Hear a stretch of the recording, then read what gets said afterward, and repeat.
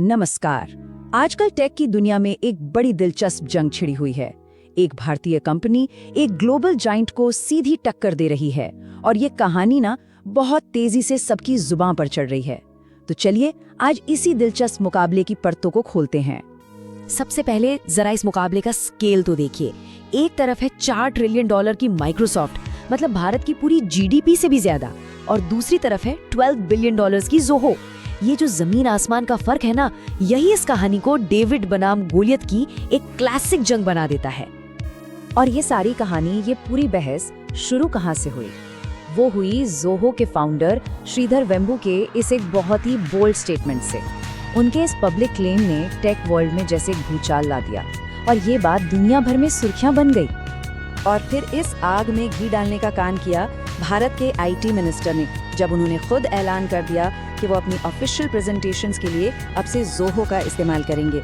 बस इसके बाद ये मामला सिर्फ एक कॉर्पोरेट राइवलरी नहीं रहा, ये स्वदेशी यानी आत्मनिर्भरता की एक नेशनल कहानी बन गया। तो अब जब इतनी बड़ी बड़ी बातें हो रही हैं, तो सबसे पहला और सबसे जरूरी सवाल तो यही उठता है कि भाई ये ज़ोहो है कौन जो अचानक से इतने बड़े सीन पर आ गई है?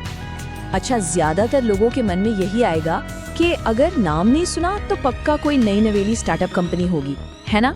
लेकिन क्या सच में ऐसा है? लेकिन सच तो इससे बिल्कुल ही अलग है। ज़ोहो कोई रातों रात बनी कंपनी नहीं है। इसकी नींव तो 1996 में ही रख दी गई थी।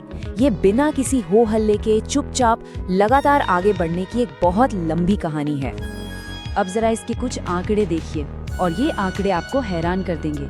ये कंपनी बूटस्ट्रैप्ड है, मतलब अपना पैसा, अपनी मेहनत, कोई बाहरी फंडिंग नहीं। इसके 13 करोड़ से ज्यादा यूजर्स हैं, 18,000 से ज्यादा कर्मचारी हैं और सबसे कमाल की बात 33% का नेट प्रॉफिट मार्जिन। ये नंबर्स अपने आप में एक कहानी है। तो सवाल उठता है कि इनके क्लाइंट्स कौन हैं? वेल, ये लिस्ट देखकर तो बड़े बड़ों के होश उड़ जाएं।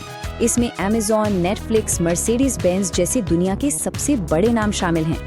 तो ये साफ है कि ज़ोहो कोई छोटा मोटा प्लेयर नहीं, बल्कि पर्दे के पीछे काम करने वाला एक ग्लोबल जायंट है। कंपनी तो इतनी दमदार है, लेकिन इसके पीछे जो इंसान है, जो सोच है, उसकी कहानी तो और भी ज्यादा दिलचस्प है। श्रीधर वेम्बू की कहानी देखिए। आईआईटी से पढ़े, अमेरिका की प्रिंसटन यूनिवर्सिटी से पीएचडी की, मतलब एक शानदार करियर सामने था। लेकिन उन्होंने क्या किया? वो सब छोड़कर भारत वापस आ गए, और सिर्फ वापस ही नहीं आए, बल्कि अपनी ग्लोबल कंपनी का हेडक्वार्टर बनाया अपने गांव तेनकासी में। ये सच में एक असाधारण बात है।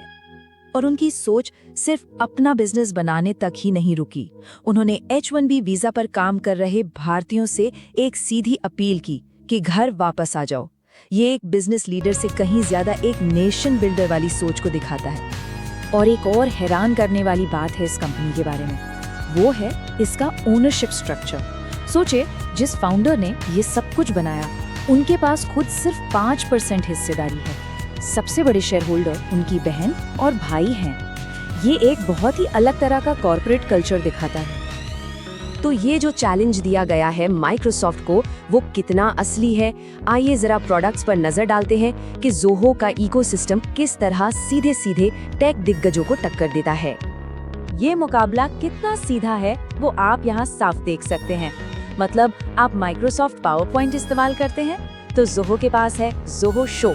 आप व्हाट्सएप चलाते हैं तो इनका अरटई है, और जीमेल या आउटलुक का जवाब है ज़ोहो मेल। ज़ोहो असल में रोजमर्रा के सभी डिजिटल टूल्स का एक पूरा स्वदेशी इकोसिस्टम दे रहा है। लेकिन ज़ोहो की असली ताकत, उसकी रीढ़ की हड्डी, वो है इसका फ्लैगशिप प्रोडक्ट ज़ोहो CRM। ये वो सॉफ्टवेयर है जो अमेज़न और नेटफ्लिक्स जैसी कंपनियों को अपने करोड़ों कस्टमर्स के साथ रिलेशनशिप मैनेज करने में मदद करता है। यही उनकी असली पावर है।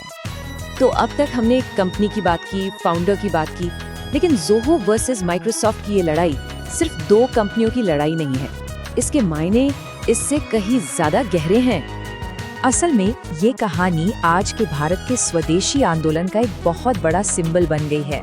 ये टेक्नोलॉजी में आत्मनिर्भर होने की उस सोच का प्रतीक है, जहां देश अपनी जरूरतों के लिए दूसरों पर निर्भर ना रहे।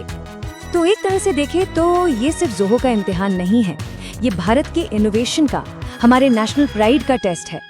ये इस बात की परीक्षा है कि क्या मेड इन इंडिया सच में दुनिया के सबसे बड़े स्टेज पर मुकाबला कर सकता है। तो आखिर में सवाल यही बचता है, क्या ये जो हम देख रहे हैं ये इंडियन टेक के एक नए चैप्टर की, एक नए युग की शुरुआत है?